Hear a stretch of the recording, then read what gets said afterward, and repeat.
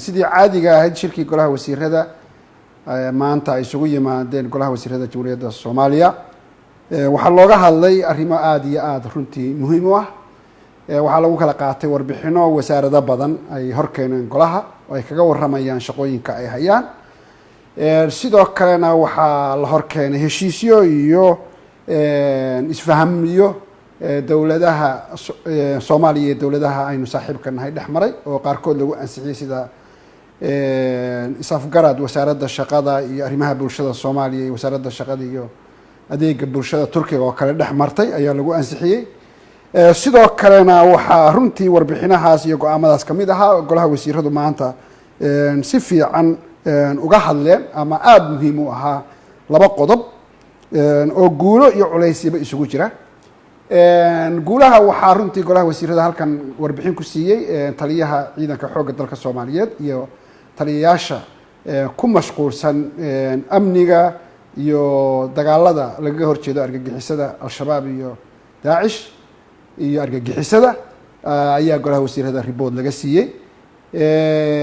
ciidamada Soomaaliya golaha wasiiradu waxay ammaaneen guulaha ay ciidamada Soomaaliyeed ka gaarayaan la dagaalanka argagixisada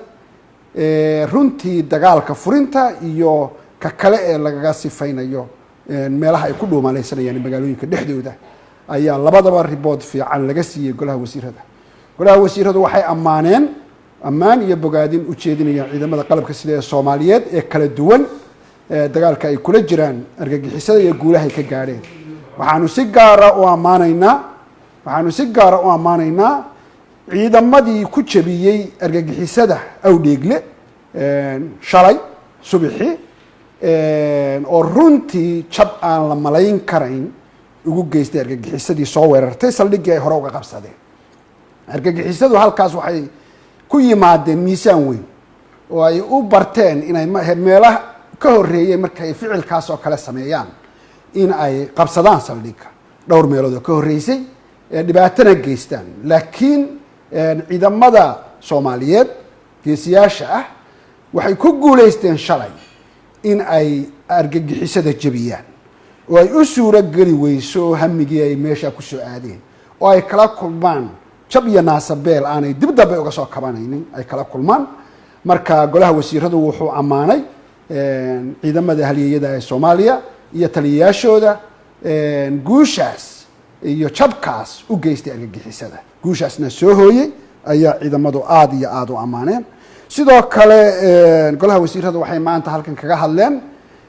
resolution golaha ammaanka horyaal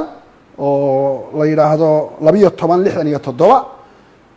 oo runtii inkasta oo dawladda Soomaaliyeed dawladda iyo shacabka Soomaaliyeed ay dagaal kula jiraan argagixisada ay ka go'an tahay dawladda Soomaaliya in qaab kasta oo suuragal loola dagaalamo argagixisada looga joojiyo dhaqaalaha iyo wax kasta u sahlaya inay ficiladooda argagixisada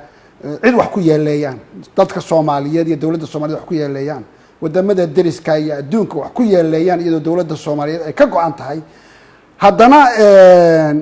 resolutionska la xiriira dhaqaalaha ayaa dawladda Soomaaliyeed waxay golaha wasiiradu ka doodeen dhibaatada uu u geysan karo resolutionkaasi nolosha dadka caadiga ah ee Soomaaliyeed marka waxaa golaha wasiirada laga qabtay guddi talooyinka keena qaabka ugu wanaagsan argagixisada loola dagaalami karo khasaaraha noloshooda taabanaya gargaarkooda taabanaya bini'aadanimada taabanayana looga taxadari lahaa inaanay shacabka Soomaaliyeed ee muddada badan dhibaataysan aanay dhibaatadu ku sii badanin ayaa isagana looga hadlay runtii waxaan yidhi golaha wasiirada waxaa looga hadlay wax badan oo guulo iyo culaysyo ah waxaad moodaa shacabka Soomaaliyeed iyo madaxda hoggaankooda dad badan oo kamid ah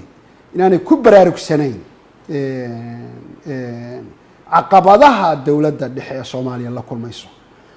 dowladda dhexe ee Soomaaliya ee dowladda federaalka ee Soomaaliya ku mashquulsan inay dadka Soomaaliyeed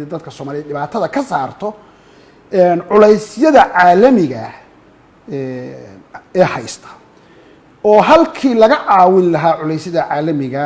madaxda Soomaaliyeed ee heerarka kala duwan qof kasta oo mas'uul ah Soomaali qof kasta oo waxgarad ah Soomaali halkuu ka caawin lahaa dad badan oo kamidii ay si ay u jabto dowladda Soomaaliyeed ku badinayaan culayska iyo dhibaatooyinka ay gudaha ka sameynayaan si dowladdu u awoodi weydo inay dadaalada iyo xaqiijinta dowladnimada dowladda Soomaaliyeed oo micno leh halkay ku mashquulsanaan lahayd in dad kale caqabado gudaha ah u sameynaayo taasoo aan u saamaxayn dowladda challengeska ama caqabadaha iyo culeysyada dadka Soomaaliya inay halka ay joogto ka kacdo aan jeclayn ay ku sameynayaan markaas waxaan ugu baaqaynaa runtii anoo ku hadlaya afka golaha wasiirada waxaan ugu baaqaynaa siyaasiyiinta iyo waxgaradka iyo bulshada rayidka ah ee Soomaaliyeed u sheegaynaa in markii uu soo baxay iftiin ah in Soomaaliya ay ka baxayso dhibaatooyinkii ay 30 sano ku dhawaad ku jirtay in la arkay Soomaaliya inay ka baxayso noloshii sariirta ay saarnayd ee lagu qadaraas qaadanayay markii la arkay inay imaanayso dowlad Soomaaliyeed oo doonaysa inay danaha dadkeeda difaacato xuduudaheeda difaacato khayraadkeeda difaacato codkeeda difaacato sharafkeeda difaacato in cadow badan uu isu soo urursaday Soomaaliya taasoo u baahan in siyaasiyiinta iyo waxgaradka iyo shacabka Soomaaliyeed lahaadaan aragti midaysan oo ay ku garab istaagaan dowladda Soomaaliyeed in ay dadkaas dowladahaas iyo shakhsiyaadkaas doonaya Soomaaliya inay khaanadii ay ku jirtay ee liidatay weligeed ku jirto in la iska kaashado oo shacabka Soomaaliyeed iyo waxgaradka Soomaaliyeed iyo bulshada rayidka ah ee Soomaaliyeed ay garab istaagaan dowladda la kala sooco waxyaalaha yaryar ee Soomaalidu isku haysato iyo interestiga guud iyo difaaca danaha qaranka Soomaaliya inay jirto inay dal ahaato inay sharaf lahaato inay dowladaha dhigeeda la sinaato masiirka ah inaan lagu gudbin dana yaryar oo hoose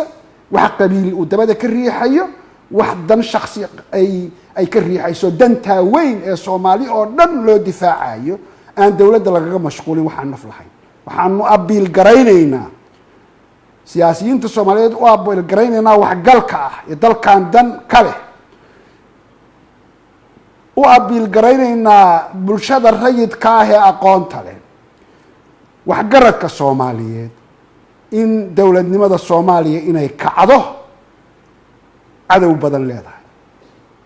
dowladana ay haystaan caqabado waaweyn oo gudaha aanay iyo kuwa dibadda ah